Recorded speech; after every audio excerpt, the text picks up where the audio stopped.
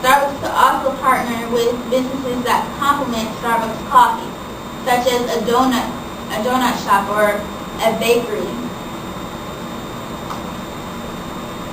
Starbucks has some challenges that they will have to overcome in the future, such as the economy.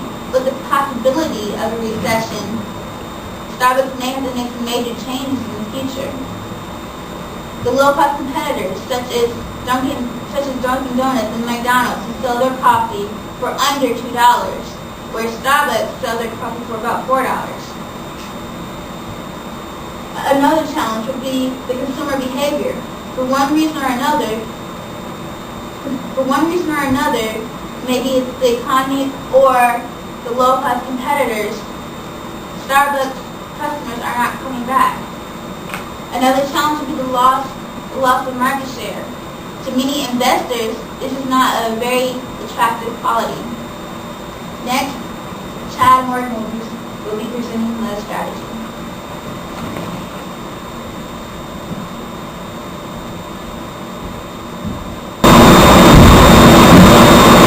Thank you, Church. My name is Chad Morgan, and I'll be one of our strategies to increase Starbucks revenue, increase Starbucks expenses, and increase the overall net income. Our strategy is to align the objectives with the strategies in order for Starbucks to be successful. Our objectives for Starbucks are to restore customer experience, increase same-store sales, increase net income even with a better economic downturn, gain market share, and maintain brand relevance.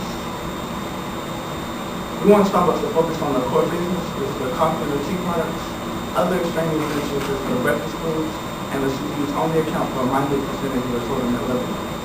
We want Starbucks to expand internationally even further, and we want to ensure that the products are culturally and locally relevant to the nations that they are perceived. We also want to increase the amount of retail space in our high traffic retail stores. We want to increase the amount of retail space to accommodate more customers, to accommodate more coffee and tea products, and also to increase the amount of workspace for our employees. We also want to close our underperforming stores to eliminate the threat of cannibalism. And we're going to use the money that we're going to gain from closing those underperforming stores for building out and expanding our thriving stores.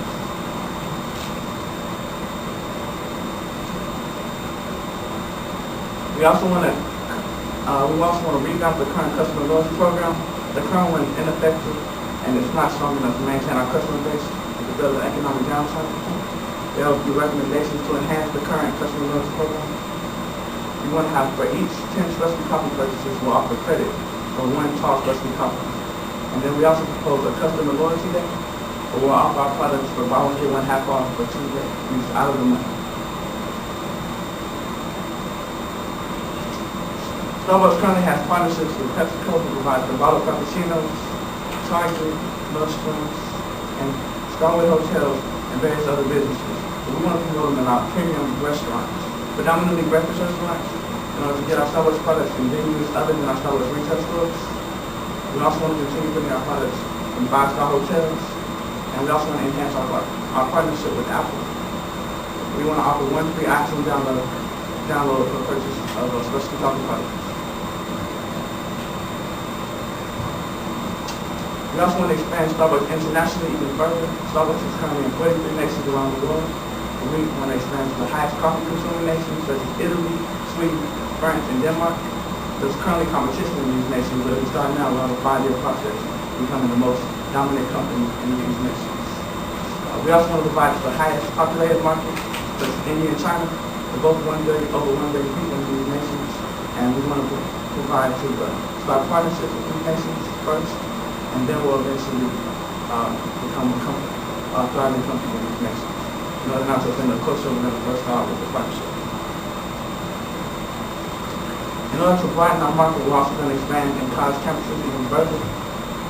The total amount of Starbucks customers that are under the age of 25 account for a small percentage of the total customer base. We're going to promote vending machines in college campuses to give our students faster and more rapid access to our Starbucks products. We're going to provide licensing retail stores opposed to company-operated stores, so the staff and the faculty will run our stores opposed to the company. We want the staff and the faculty to run the stores so that the customers can have a closer relationship with the workers at the stores. We also want to do this in order to increase the overall Starbucks experience. We also want to provide full services to the staff and the faculty for faculty leaders, etc. in order to eliminate the building competition. And we also want to carry our media celery in our stores to appeal to customers more effectively. For instance, we're going to provide a colorful and youthful decor in our stores. We're going to add a vitamin to our coffee in order to give students with teachers pajamas and schedules an energy boost. And we're also going to provide a creative decor in our stores and later hours for college students because they tend to stay up later than most age groups. In the past, offices used limited advertising. They used the funding towards advertisement for the quality of the products, the premium roast, the contemporary decor in the stores, as well as the unique logo that is featured on all of the products. McDonald's is #1 in the restaurant market, and it's partially because of the advertisement. They spent $727 million towards advertisement, and Starbucks only spent $16.6 million. Therefore, we propose that Starbucks launch an advertising campaign with more effective billboards that feature the Starbucks experience, revamp the customer loyalty program and market it better, and have the Starbucks experience permeate every aspect of the advertising campaign. We want our Starbucks advertisements to have pictures of our Starbucks customers enjoying their coffee, engaged in intellectual conversation, and enjoying the overall Starbucks experience. On how we move will go over our financials and our 5-year outlook.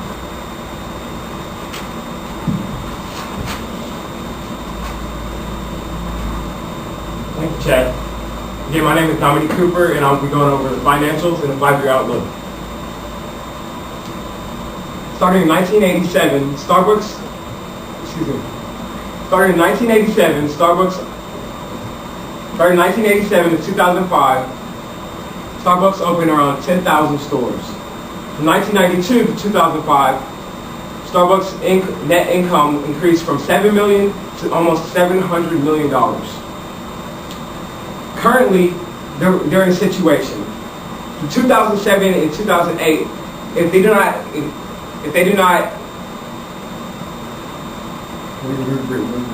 talking numbers here, man. You gotta make sure you get this straight. So, from 2008 to 2008, we're in a current situation where if we do not address their problems, Starbucks, for the first time in their history, will experience a decline in their net income. And this is a big problem. As you can see here, from fiscal year 2003 to fiscal year 2007, Starbucks experienced a 23% compound annual growth rate. From Q1 of 2007 to Q1 of 2008, Starbucks experienced a 17% growth rate.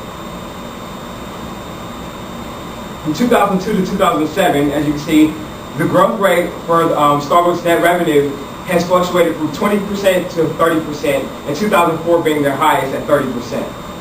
Currently, like as I said before, we're in a situation, Starbucks can go down 12% in 2008 if they do not address their situation.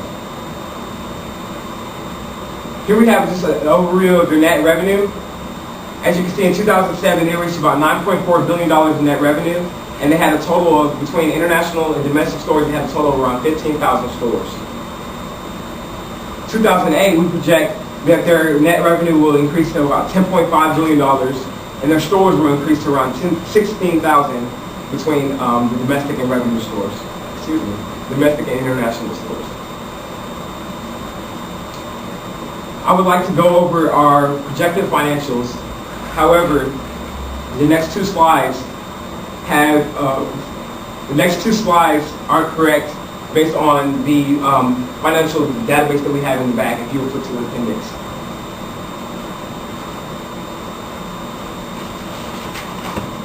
It's the second page. Starting in 2009, Starbucks net income. Starting in 2009, Starbucks will have a 10% annual growth rate.